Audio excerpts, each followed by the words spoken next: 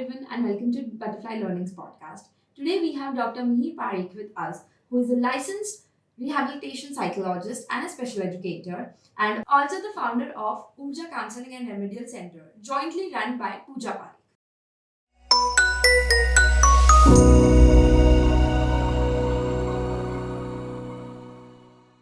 Hi, Dr. Mihir. Welcome to Butterfly Learnings Podcast. Thank you, Kushi. It's a pleasure to be a part of this program and thank you for calling me. Thank you.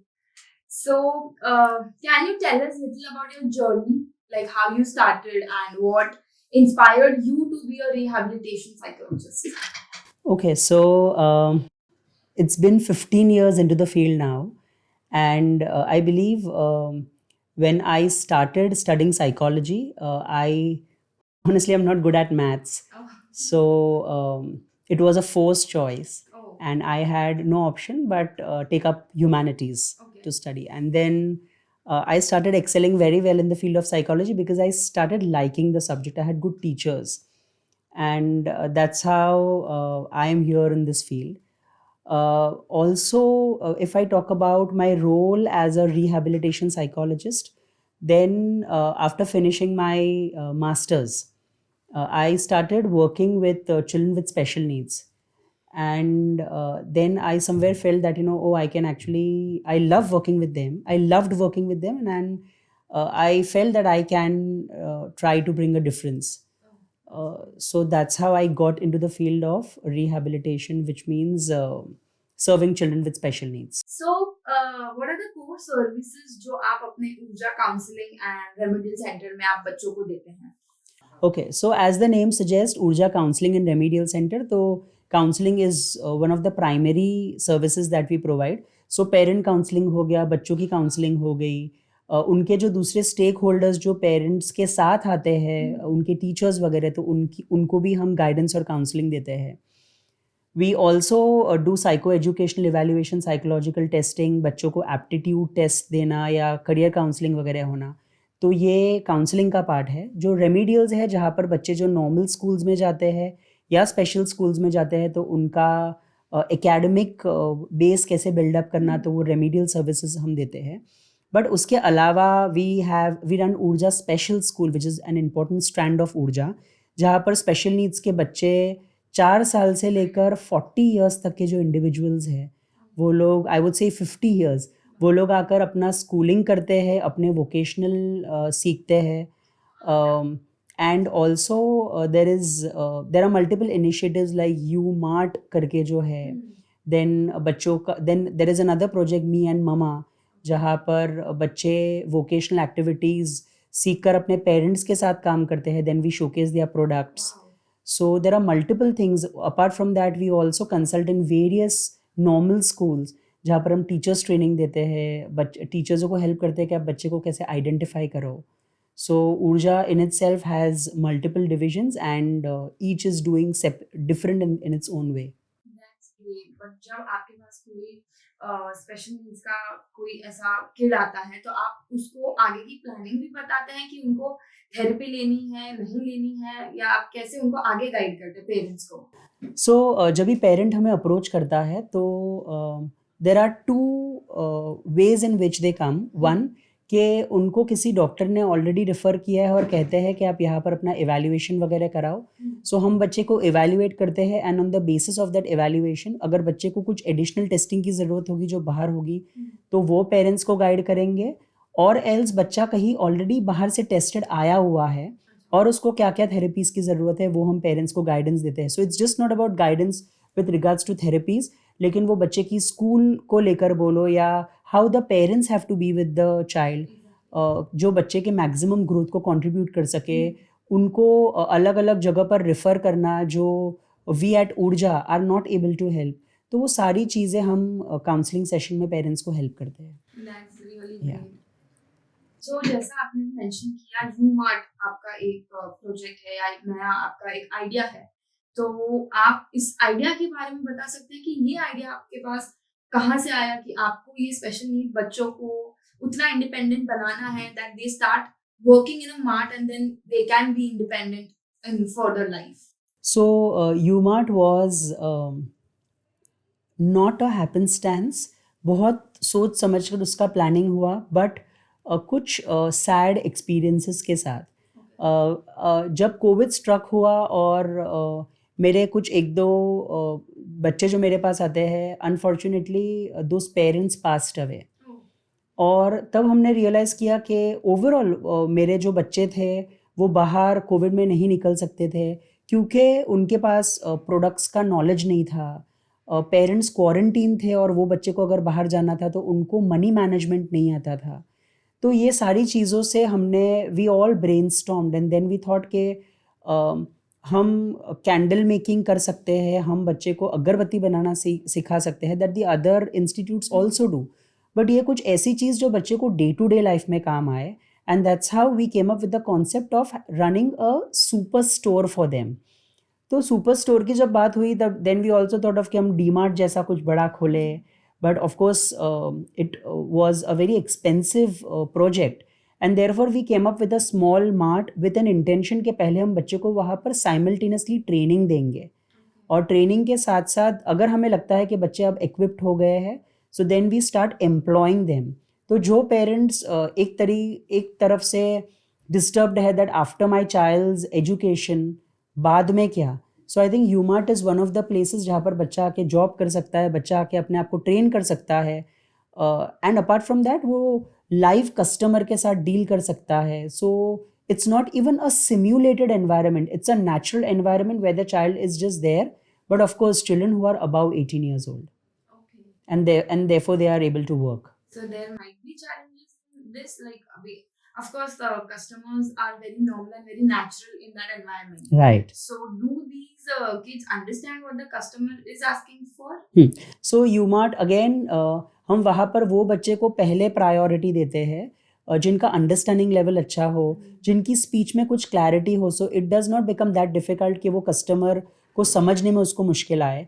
साथ साथ there are also trainers there who can guide the children, so along with the customer the child उनके साथ में रहता है, लेकिन साथ में एक ट्रेनर पीछे से मॉनिटर करते रहता है, since it is a small place. तो वो ट्रेनर मॉनिटर करते रहता है, ना तो वो कस्टमर को भी हेल्प मिलेगा, बट उसके बाद वो बच्चे को भी फीडबैक मिलेगा that how that child is performing, so that helps them in growing and meeting the next goal. So when it started तब आपको या बच्चों को चैलेंजेस हुए होंगे that how to deal with customers और हाउ शुड आई टॉक, और उनको वो अंडरस्टैंडिंग शायद ना हो, या कुछ ऐसे चैलेंजेस हुए हो स्टार्ट में? So it was a bubble when it started, because ये जितना मैं समझता हूँ this is the मुंबई's first shop which is open. तो बहुत सारे लोग आए ये सोचकर के ये एक अफवाह है, and so people came to check that whether this kind of store really exist. बहुत सारा आई वुड से कि 2-3 महीने we had a lot of media coverage and other people dropping in to ask. So वो इतने सारे crowd में my children were throughout there,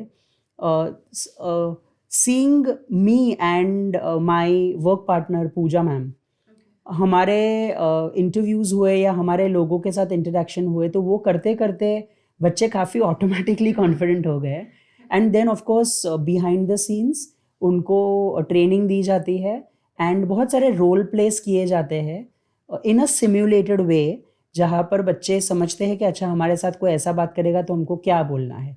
main तो important है प्रोडक्ट नॉलेज। तो एक बार अगर कस्टमर आके बोलता है कि मुझे मैगी चाहिए, so the first question my child would ask is कि आपको सादी मैगी चाहिए या जैन मैगी चाहिए, and then we teach them concepts of dozen, expiry date क्या हुई, पीछे MRP क्या है उसका, ये वेज है या ये नॉन वेज प्रोडक्ट है, and so many things. This is really a very great initiative, and maybe this is really great that the children are working, plus they are getting independent with this work. Correct. तो आपके यूमार्ट project में you stationery करके एक project भी है, सो वो कैसे बच्चों को हेल्प करता है एक इंडिपेंडेंट लाइफ जीने में? So this U is UMart, U Stationery, and also I would like to make a special mention of U Cafe. So there were 3 projects that were in pipeline, and by God's grace all of them came up. we had to somewhere we were not that successful with the cafe because of the infrastructure and the location issues. However, when we started with use stationery, तो वो use stationery mind में ये था कि सारे बच्चे को वो शॉप की चीज़ों में इंटरेस्ट नहीं था. सो somebody wanted कि हमें पेंसिल्स या पेन सेल करनी है, हमें जेरोक्स करना है, हमको लैमिनेशन सीखना है. तो with this intention we started U's stationery, जहाँ पर बच्चों को as a part of their training एक एक्सपोजर दिया जाता था that how do you, what are the different names of the products, उसका उसका सेलिंग प्राइस क्या होता है, कॉस्ट प्राइस क्या होता है, हमने कहाँ से लिया उसको, माल लेकर आना, माल को सेट करना. तो all that micro managing things were taught in use stationery, apart from the actual thing where the customer services were involved. वहाँ पर बच्चे इतने फोर में नहीं है जितने के they are there in micro managing the task. So what are some common challenges you face with these kids when they come to you, and what interventions you address it to them so that they can further carry on with the treatment?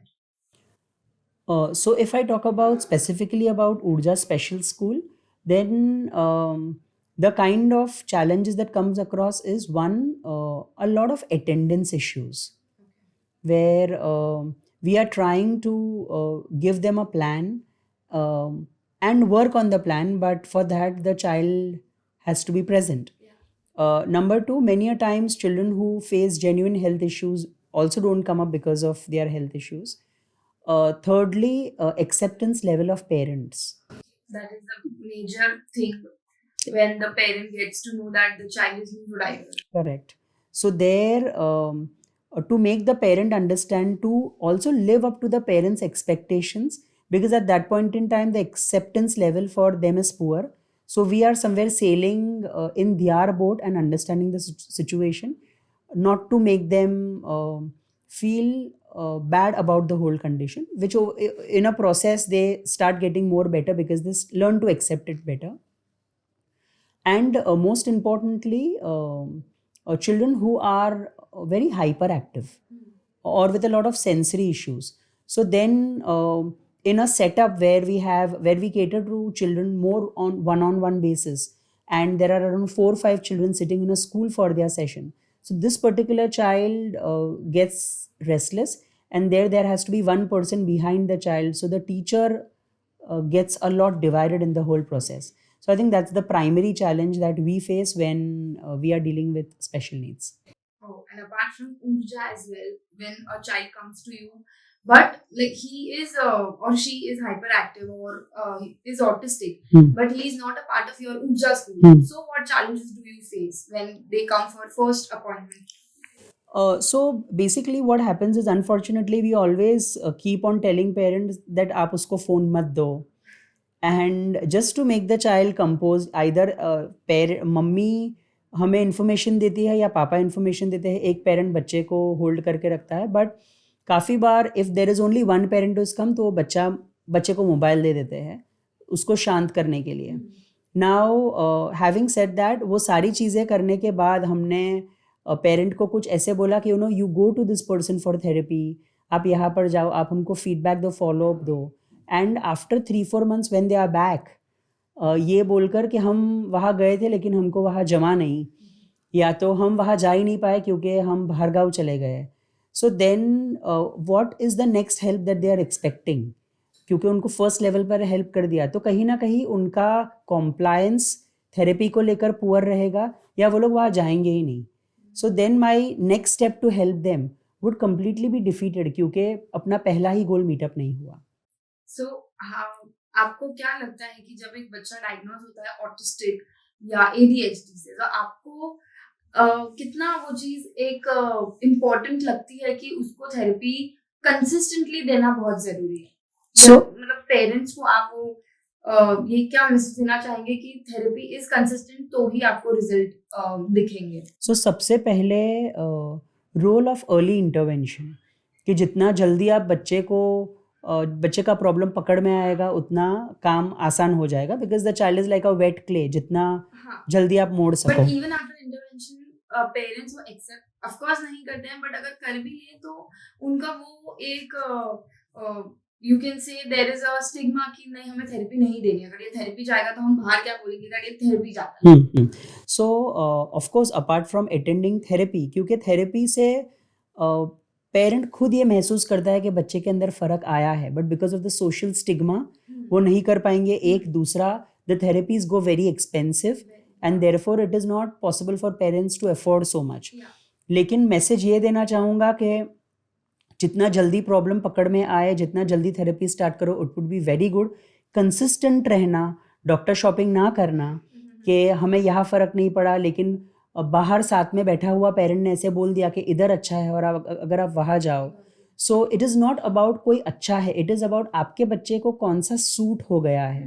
Because एक therapist और child का rapport बहुत यहाँ matter करता है। And third important thing is के अगर parent नहीं कर पाता है ये, तो शायद पीरियोडिक फॉलोअप ले थेरेपिस्ट से, कुछ होम प्रोग्राम्स ले, कंसिस्टेंटली घर पे करे और 3-3 महीने बाद थेरेपिस्ट को दिखा दे। So that can also be done जब हमारे पास पेरेंट्स कोई रिमोट पार्ट्स ऑफ इंडिया से आते हैं। तो हमने बच्चे को देख लिया, हम ऑनलाइन कंसल्टेशन करेंगे, लेकिन साथ साथ जो होम प्रोग्राम देंगे, पेरेंट्स वीडियो भेज सकते हैं, हम बता सकते हैं ये सही जा रहा है, ये नहीं जा रहा है। So I think those all things if practised can help the child and the parent both in the journey. So you are also a parenting author. What inspired you to share your daily life activities or daily parenting tips to the world, and how is the response to that thing? So very honestly, my major inspiration was my daughter, because so at the moment she is a teenager, but when she was growing and when I started writing quotes on Facebook and Instagram, so the major push that I got was from my wife, my partner, who suggested me that why don't you compile all this work in a form of a book. And so every time when I used to see my daughter's interaction with my wife, or her interaction with her friends or with me, so then, or with her teachers, so they're always used to strike a message in my mind के अच्छा ये मैं इस पे कुछ लिख सकता हूँ.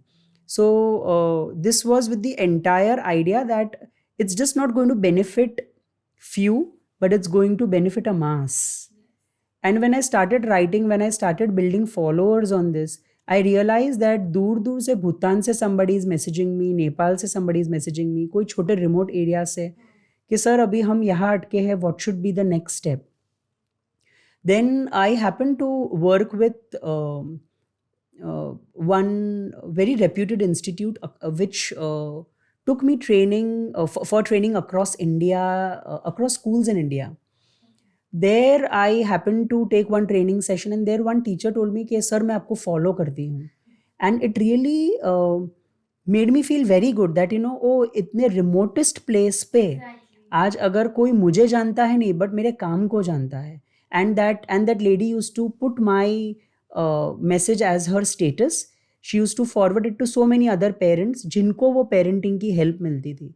So then I thought that I think I should continue with this work. Wow. So these parenting tips are about special needs children or in general parenting? It is in general parenting. That's really great. So to give you just an instance, जहाँ पर हम बच्चों के साथ बच्चों को हम सवाल पूछते हैं कि आज तेरा दिन कैसे रहा, क्या किया तूने, and the child is just responding.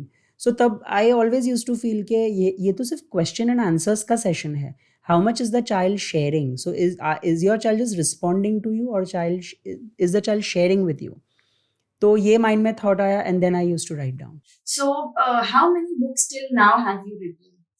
So up till now I have written 4 books, 3 for parents and 1 for children. So 3 for parents, if I have to name it, then the first book that I wrote is Life Tweets for Parents, which is a compilation of my quotes followed by a message to parents, and some handy tips. Okay. The second book, which is my favorite, it teaches compassion and gratitude, because it is a compilation of all my counseling experiences. Okay. The third book I came up for children is Why. So again, my daughter is an inspiration here, and the guiding force is my wife. where she had at the age of 4 or 5 years she had lot many questions कि पापा हम दरवाजे के ऊपर नींबू मिर्ची क्यों बांधते हैं, why are you giving me curd and sugar before leaving the house. So all those myths or superstitions were answered very scientifically through a small story. And there I gave children across India a chance to draw pictures for my book. And they did. They did? How They many did. pictures? So I received around 17 to 18, Okay. and then we shortlisted, and then we got the pictures printed in the book. And pictures as in what pictures? So for example, somebody drew Nimbu and Mirchi hanging at the door. Somebody drew Durga Mata, which is getting immersed in water during Visarjan. That why you should do Visarjan and all. Then somebody drew Rangoli, because why you should draw Rangoli. So these were some topics in the book. And trust me, that particular book made me very famous among children. Wow. And how many pictures are there on the book? I think 12 or 13. That's really good. Like front and back both. No, it's before the chapter begins. So either it is in the front or somewhere it is in between. And the fourth book is again on 24/7 parenting. So these are all the compilation of quotes that I write on Facebook, but segregated in different sections, like how do you manage your child's anger, or something on screen time, etc., etc. So what key message would you like to give it to our parents about all of this and your personal experience? So I have grown as a parent. So I always say that parenting for a pre-primer is a different parent, and parenting a teenage is a different parent. So you grow as a parent. The only thing that all the parents need to understand is your child will not grow overnight. It takes a lot of hardships to raise a child, and not to give up in the process. There is no good parenting, bad parenting. End of the day we are parents. बहुत सारी mistakes होगी भी. उसमें से क्या learn करना, giving very good experiences to your child throughout the parenting process. हाँ, but also giving them just not the. So nowadays we talk about the happy child syndrome.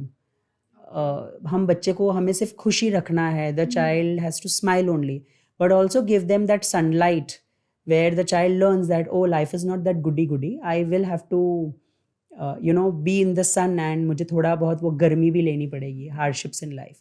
So I think this is one simple message which I would like to put across.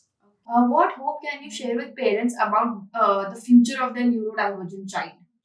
Well, सबसे पहला hope only comes with acceptance. So अगर parent accept कर लेते हैं and they are moving in the right direction for therapies, तो वो parent को बच्चे के अंदर कुछ ग्रोथ दिखेगा, ना तो सिर्फ mentally but holistically.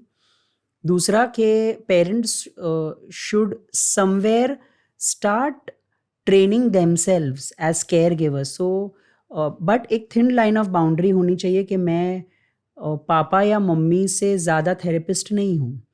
I am a parent first, and then just to make my child better, I am a therapist.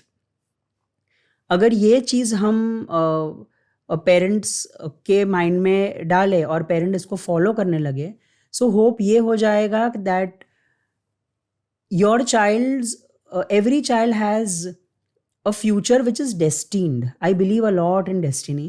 Of course, hard work follows it. But अगर आपके राइट एफर्ट्स होंगे, डायरेक्शंस होंगे, तो कहीं ना कहीं आप आपके बच्चे को एक अच्छे जगह पर देख पाओगे. Not necessary financially independently, but at least वो अपने लिए काफ़ी केपेबल या इंडिपेंडेंट हो गया है. वो है ऑल्सो कंसिडरिंग द फैक्ट कि वो बच्चे की डिसेबिलिटी कितनी सिवियर है, उसको ध्यान में रखते हुए. तो आपकी जो सिवियरिटी ऑफ डिसेबिलिटी हो, वहाँ पर अगर आपका बच्चा एक स्टेप 2 स्टेप भी आगे बढ़ा है, आप पर उसकी डिपेंडेंसी कम हो गई है, तो आई वुड फील ये होप पेरेंट्स को बांधनी चाहिए. Because I believe hope is something that builds a lot of positivity around the child. तभी पेरेंट्स जाकर वो बच्चे के ऊपर वो एफर्ट्स डालेंगे.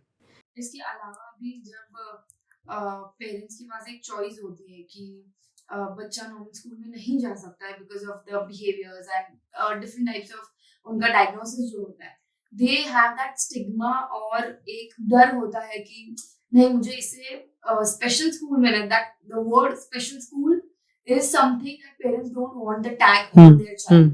So उसके लिए आप क्या कहना चाहेंगे? तो ये एक नेगेटिव कोनोटेशन पहले से ट्रीटमेंट प्रोसेस में डाल दिया जाता है, आई वुड से। अब वो कौन डालता है या कौन से स्टेक होल्डर्स डालते हैं in the process, we don't know. जैसे कि आप बच्चे के ऊपर ध्यान दो, आप बच्चे की थेरेपीज करो, अदरवाइज उसको स्पेशल स्कूल की ज़रूरत पड़ेगी। सो ये कॉनोटेशन के साथ पेरेंट चलता है, कुछ भी हो जाए स्पेशल स्कूल में तो डालना ही नहीं है। अनफॉर्चुनेटली जब अगर वो लोग वो स्टेज पे आ जाएंगे और अगर जब हम उनको पॉजिटिव पिक्चर भी दिखाना स्टार्ट करते हैं तो then they have other reasons कि वो दूसरे बच्चे जैसे बिहेवियर्स कॉपी ना करने लगे। तो ये एक डर रहता है। तीसरा, trust me, I have had parents जो मुझे भगवान के सामने, देवी माँ के सामने ऐसे फीस दे रहे हैं कि अभी सब कुछ इनके भरोसे है। एंड आई एम श्योर मैं नॉर्मल स्कूल से स्पेशल स्कूल में डालना नहीं चाहती थी, but she has shown me the direction. Then I tell them no, ऐसा नहीं, अगर आप कॉन्फिडेंट हो तो ही बच्चों को स्पेशल स्कूल में डालो। उल्टा स्पेशल स्कूल नॉर्मल स्कूल से ये हेल्प करेगा कि वो बच्चे को एक टेलर मेड प्रोग्राम देगा, बच्चे की नीड्स को फोकस करेगा। कम घंटे की स्कूल होगी तो आप दूसरी थेरेपीज ले सकते हो और बच्चे को होलिस्टिकली ग्रो कर सकते हो, एज कम्पेयर टू बच्चा 6 घंटा एक नॉर्मल स्कूल में बैठकर आए विथ अ शैडो टीचर और सीखे कुछ नहीं, या अगर सीखे तो ऐसी चीज़ें सीखे जो बच्चों के लिए फंक्शनल ना हो। Then what is the point? Exactly, क्योंकि नॉर्मल स्कूल में भी अगर वो बच्चा न्यूरो डाइवर्जेंट है और वो नॉर्मल स्कूल में जाता है तो देयर आर केसेस और देयर आर सर्कमस्टेंसेस जहां ही इज नेग्लेक्टेड। करेक्ट, और even for that matter bullied. Exactly, या तो he doesn't have friends, he is neglected from his teachers and everything. तो एक, या आप अपने एक्सपीरियंस से बता सकते हैं कि स्कूल को इस चीजों में क्या करना चाहिए जब अगर उन्हें पता चलता है कि वो बच्चा न्यूरो डाइवर्जेंट है या उसको स्पेशल एक अटेंशन की जरूरत है। सो ऐसे एक सिचुएशन में स्कूल को क्या ऑल्टरनेटिव रखना चाहिए कि नहीं ये बच्चा भी उनके स्कूल में पढ़ सकता है डिस्पाइट हैविंग ऑटिज्म और एडीएचडी? सो फर्स्टली ये मैटर करेगा बच्चा कौन से बोर्ड में है। बिकॉज अगर अगर आपका बच्चा IB, IGCSE ऐसे इंटरनेशनल बोर्ड्स में है जहाँ पर बच्चे कम आते हैं, तो स्कूल यहाँ पर ये सपोर्ट कर सकता है that without a shadow teacher the child can be accommodated very well. I believe schools should have a lot of training programs for teachers जो सेंसिटाइज हो। दूसरा कि टीचर की खुद एक ऐसी पर्सनालिटी हो जो ये बोले कि अरे ये भी मेरे मत्थे पड़ गया, इसको कोई दूसरे क्लास में डाल देते हैं। तो कहीं ना कहीं the teachers role plays a very important year. जैसे आई हैव हैड पेरेंट्स जो ऐसे कहते हैं कि सीनियर KG तक की टीचर बहुत अच्छी थी, हमको कुछ प्रॉब्लम ही नहीं आया, ये फर्स्ट में आया। सो ऑफकोर्स वो टीचर का पर्सनालिटी था, बट वो सिलेबस बढ़ा। तो शायद अगर स्कूल दूसरे फैक्टर्स को थोड़ा कंसिडर करे कि बच्चों के लिए कुछ डाइल्यूटेड सिलेबस बनाए, ऑब्जेक्टिव पोर्शन रखे, ज़्यादा डिमांड ना करे शैडो टीचर्स को लेकर, या अगर शैडो टीचर्स आती भी है तो उनको एक ट्रेनिंग दे के what is expected out of them.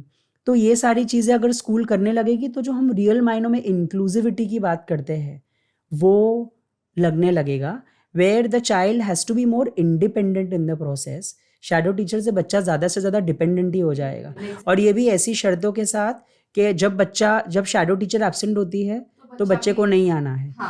तो स्कूल अगर ये कुछ रिजर्वेशंस हटा दे, of course school has a huge role every day, challenges every day, और उसमें से भी जो दूसरे पेरेंट्स के साथ ऐसे कुछ सेशंस रखे स्कूल, जो दूसरे पेरेंट्स सेंसिटाइज हो दैट ओके हमारे क्लास में एक न्यूरो डाइवर्जेंट बच्चा है, उनको हम अपने बच्चे को कैसे सेंसिटाइज होना सिखाए। So I think it is a very big role and I think that the school can do. क्योंकि मैं मेरे रूम में बैठकर अगर पेरेंट्स को ये ज्ञान देता हूँ तो it can just spread to a few, but schools can do it at a mass level. Even with children, like school में अगर कोई न्यू डाइवर्जेंट बच्चा होता है तो there might be teachers who might say or who might make other children feel that no इसको हमें अलग ही रखना है। हाँ, So the children also starts behaving like no you can't play with us, you can't sit with us because तू मस्ती करता है, मारता है, the whatever the right, challenges are. right. So we need to teach the children as well that no he's a part of our our same community and you cannot behave like this with him just Correct. because he behaves differently. Correct. So what we can teach to the neurotypical children as well if they have a friend or if they have a classmate who is neurodivergent. So a lot to teach on individual differences, that every individual is different and you have to love that individual despite of these differences. Exactly. And I believe, so as I mentioned before, that it has not only to come from the child but the child's parents. क्योंकि many a times I see that बच्चे parents ऐसे बोलते हैं कि उसके साथ जाके बात नहीं करनी है, उसके बाजू में नहीं बैठना है. Instead of the parent teachers कि उसकी बुक कंप्लीट नहीं हो तो you help them, you become a good buddy to that child. Play dates में वो बच्चे को इन्वॉल्व किया जाए, भले 15-20 minute, but the child feels valued, included. Absolutely.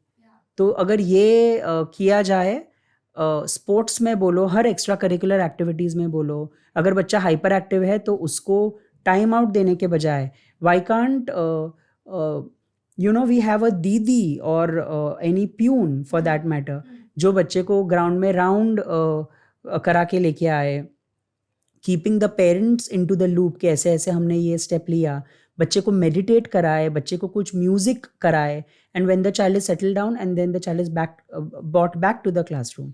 But of course, this depends on how severe the child is. You cannot expect a child who just doesn't sit in one place, who keeps on playing with a pen, having a lot of sensory issues. Then school also has its own limitation, which I agree. Yeah, of course. But once the child has grown, like if he is in his teens, and now it is time for him to go to college or attend college. So how do you think the college also should, support these children? Because colleges also don't allow these children, or they have that limitations with these children. So important is that why do we send children to college? One, that मेरा बड़ा भाई college जाता है तो मुझे भी college जाना है. So somewhere if the parent understands that sending him to a college is not going to help. Yeah. Instead में वो सारा टाइम जो है वो कुछ वोकेशनल इंस्टीट्यूट में एनरोल करो, तो वहाँ पर ये पेरेंट का रोल हो जाएगा. That see honestly I know parents जो आज अपने बच्चे को नॉर्मल कॉलेज में भेजते हैं, बच्चा 13th-14th स्टैंडर्ड में आ गया है, कॉलेजेस आर गिविंग राइटर्स और वो बच्चा पास हो रहा है. Hats off to them that the colleges are supporting so much. End of the day अगर वो बच्चे को पूछने जाए दैट हाउ मच इज़ 5+5 और अगर वो बच्चे को नहीं आ रहा है तो बच्चा सिर्फ सोशली जा रहा है वहाँ पर, तो हम 1 घंटे जैसी चीज़ वहाँ कर सकते हैं. बट अदरवाइज बच्चे को ये भी सिखाया जाए कि वो जो वोकेशनल इंस्टीट्यूट है ना, दैट इज़ अ कॉलेज. दीदी ऐसी कॉलेज में जाती है, भैया ऐसी कॉलेज में जाता है, वो बच्चा थोड़ी देखने जाने वाला है. सो दैट्स हाउ, क्योंकि आप सेंसिटाइज बचपन से होना चाहिए. You can not expect a 17-year-old boy who is just a colleague of this child with special needs कि आप उसके साथ आपको प्यार से बात करनी है, आपको पेशेंस रखनी है. अगर आप लोग बैडमिंटन खेल रहे हो और अगर शटल कॉक वो 10 बार गिरा रहा है तो वो भी बोलेगा I don't want to play with you, मैं 10 बार झुक के शटल कॉक नहीं लेने वाला हूँ. Exactly. Because he is also of the same age but just their understanding is different. So apart from school, colleges and everything, how do you think media coverage या media ऐसे बच्चों को help करती है? Because आजकल everything is online. You get tweets online, you get the news in 1 second and everything. So how does media is helping, or is a big part, not a big part, but how the media is helping these children to know everything around the world? So I would say media is definitely a big part. अगर मैं तारे ज़मीं पर movie का example दूँ, so it had a huge impact. मतलब I would say thanks to Taare Zameen पर, because वो जब ही आई मूवी तब पता चला, लाइक हम लोग बैठ के स्कूल्स में क्लिनिक्स में बैठ के हम लिखते थे बच्चे को लर्निंग डिसेबिलिटी है, डिसलेक्सिया है. बट आई थिंक ये मूवी के थ्रू हर जगह पता चला कि अच्छा ये प्रॉब्लम है या बच्चे को कुछ ऐसा चैलेंज है रीडिंग राइटिंग को लेकर. सो हमारे लिए काउंसलिंग में बहुत आसान हो जाता है. आपने ये पिक्चर देखी है, उसमें जैसा प्रॉब्लम था ना वैसे ये बच्चे को कुछ चैलेंजेस है.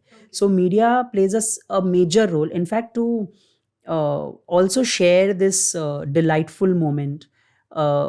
ऊर्जा just not limits children to the 4 walls, but जैसे अभी फॉर एग्जाम्पल फाल्गुनी पाठक का नवरात्रि है तो वी टेक चिल्ड्रन देयर जहाँ पर these people help us a lot. For example, उनके जो the people who organize them, so they give a lot of security to our children जहाँ पर उनको special VIP में ही खेलना है. the singers would come down and play with the children. They would children of course get featured in newspapers Yeah. or national television. So national television की भी बात बोले, so my children got featured in Dance Deewane, जो माधुरी दीक्षित के उसमें था. तो ये सारे and also this upcoming movie सितारे ज़मीन पर जो आमिर खान प्रोडक्शंस की है, वहाँ पर भी मेरे स्कूल के around 35 to 45 kids are a part of the movie. तो मतलब ये एक अच्छा माध्यम है या मीडियम है जहाँ पर अवेयरनेस हम मैक्सिमम दे सके, क्योंकि उसमें पता चलता है what are the different disabilities जो दिखने, जो many a times some disabilities are hidden. तो हमको लगता है कि अरे इसको क्या प्रॉब्लम है, why is he coming here, but तब ऐसी एड्रेस हो सकती है the way learning disability was featured. At the same time बच्चे को एक कॉन्फिडेंस डेवलप होता है, बच्चा ज़्यादा इंक्लूसिविटी फील करता है कि देखो मैं भी आज पिक्चर में आ रहा हूँ, वो उसका कॉन्फिडेंस बढ़ता है. But somewhere it should not be कि हम सिंपैथी के लिए ये करें, but it is more for awareness to the mass. जब तक अपने घर पे I have experience this in my 15 years of practice, जब तक अपने घर पे एक स्पेशल नीड का बच्चा नहीं आता है या अपने सर्कल में नहीं आता है, अनफॉर्चुनेटली वो लोगों को पता ही नहीं है कि स्पेशल नीड का बच्चा क्या है. ऐसा पता है कि अच्छा वो मेरे स्कूल में कोई ऐसा बच्चा था जो ऐसा पागल जैसा था, but not the child is not पागल, the child has a different special need. तो आई थिंक मीडिया ये तो बहुत बड़ा काम कर रहा है ये मैसेज पहुंचाने का कि अच्छा ऐसे बच्चे एग्जिस्ट करते हैं and you have to help them. Such a nice thing where उनकी स्पेशल एबिलिटीज़ पर फोकस किया जाता है, that you don't consider them as dumb, they have a lot more to offer on the plate, और आप उनको ऐसे ही discard कर देते हो. आपने जैसे मेंशन किया कि आपके ऊर्जा स्कूल में 40 years या 50 years तक के स्टूडेंट्स आते हैं, सो वो स्टूडेंट्स को आप कैसे हेल्प करते हैं या वो कौन सी ट्रेनिंग लेते हैं आपके स्कूल में? Okay, so ma'am there is something which is one of the strands of Urja जिसको कहते हैं Utsah, which is vocational training. So Utsah मतलब उनको हैप्पीनेस मिलती है. तो जो इंडिविजुअल्स 18 years 20 years के हो जाते हैं and then the parents eventually start feeling that what next, और जब उसको बाहर लेके जाते हैं बाजार में या कहीं, तो ये बच्चे को पैसे नहीं आते हैं, वो बच्चा साइड पे खड़ा रहता है, उसको पता ही नहीं है कि अगर बोलो कि चलो मुझे बैगन उठा के दो और बच्चा लेडीज़ फिंगर उठा के देता है. तो देन हम लोगों ने ये इनिशिएटिव लिया जहाँ पर हमने बच्चे को वोकेशनल ट्रेनिंग देना स्टार्ट किया, जहाँ per day to day life की चीज़ें होती है, जैसे कि मनी. तो मनी का रिकग्निशन बोलो, मनी एक्सचेंजेस बोलो, एक उनको वॉलेट दिया जाता है, लड़कियों को स्लिंग पर्स दिया जाता है, और उसमें से आप पैसे निकालो, and the child gets that pride in taking out that money कि मैं मनी ट्रांजेक्शन कर रहा हूँ. At the moment we are teaching them फैम पे और काइंड ऑफ जी पे. तो जैसे मेरे पापा कार्ड स्वाइप करते हैं या जी पे करते हैं, वैसे मैं करता हूँ. So it is just not only helping them to grow in the area of physical which is money, but it is also helping them to grow in their confidence. तो ये एक बात हो गई. दूसरा कि उनकी एक्टिविटीज़ ऑफ डेली लिविंग, जैसे कपड़े फोल्ड करना, कपड़ों पे क्लिप लगाना, how do you Regal the clothes, उसको कैसे निचोड़ना, अपना फर्नीचर वगैरह घर का कैसे साफ़ करना, वार्डरोब्स कैसे क्लीन करना, अगर आपको वार्डरोब सेट करना है तो उसको कैसे सेट करना, ये सिखाया जाता है. Then we also teach them, of course U mart की ट्रेनिंग साइमल्टेनियसली चलती है, बट समथिंग लाइक के आप जोमेटो से एक हम लोग खाना ऑर्डर करते हैं. So all the kids would dole out money and then they would get some common burger or fries or something. Then my coordinator would arrange some movie for them. तो वो लोग जाके साथ में मूवी टिकट्स लेने जाते हैं. So it's just not in the four walls, but वो लोग बाहर गए, कुछ नया सीखा, नेचुरल एनवायरनमेंट. फिर चलो सर ने आपसे बॉक्स फाइल मंगवाई है, तो the child learns to differentiate कि अच्छा मुझे वो पतली वाली ऑफिस फाइल नहीं लेनी है, मुझे वो मोटी वाली बॉक्स फाइल लेनी है. सो ये छोटी छोटी चीज़ें हैं. फिर मैं बोलता हूँ चलो ये मेरा स्टेपलर ख़त्म हो गया, आप मुझे स्टेपलर में पिन्स भर के दो. Then we would purposely make one clock not functional, और फिर हम बोलेंगे चलो इसके सेल ख़त्म हो गए तो आप पीछे सेल डाल के दो. तो इतनी छोटी-छोटी चीज़ें जो है बच्चा सीखता है, तो ये सब करते हैं 40 इयर्स के individuals and then when we have PTM तो पेरेंट्स एकदम बोलते हैं कि अरे अब तो वो घड़ी के सेल लगाता है, वो रिमोट के सेल बदलता है। सो समथिंग जो वो डे टू डे लाइफ में यूज़ करे is the idea. And these kids also learn how to see a clock, like the time and everything. Correct, so it is in the process. Yeah. तो कुछ बच्चे जो है वो ये सीखते हैं। Not all kids who come to Urja get mastered with money skills, क्योंकि उनके इंटेलेक्ट के लिमिटेशंस होते हैं, बट एटलीस्ट रिकग्निशन। अगर हम नंबर्स नहीं पहचान पाए तो हम, जैसे yesterday I met one boy and that boy has a lot of vision issues. तो बच्चा मुझे बार बार बोल रहा है मुझे दूर का दिख ही नहीं रहा है, मुझे नंबर्स दिख नहीं रहे हैं सर, मैं कैसे पढ़ूंगा, वो राइटर ही मुझे लिख के देता है एट्सेट्रा एट्सेट्रा। देन मेरा वॉलेट था, फिर मैंने वो वॉलेट निकाला और मैंने 200 रुपये की नोट निकाली एंड आई सेड बेटा ये कौन सा कलर है, सो ही सेड ऑरेंज कलर, उसका नियर विजन अच्छा है। तो आई सेड के ओके, फिर मैंने 100 का बोला, उसने बोला purple colour. Then I told the mother कि अगर नंबर से नहीं सीख रहा है तो आप कलर से सिखाओ, क्योंकि वो नोट के कलर तो ऑलमोस्ट सेम ही रहने वाले हैं। Exactly. सो दैट्स हाउ उनको अगर उनके लर्निंग स्टाइल्स को ध्यान में रख के सिखाया जाएगा तो बहुत स्कोप हो जाएगा। True that.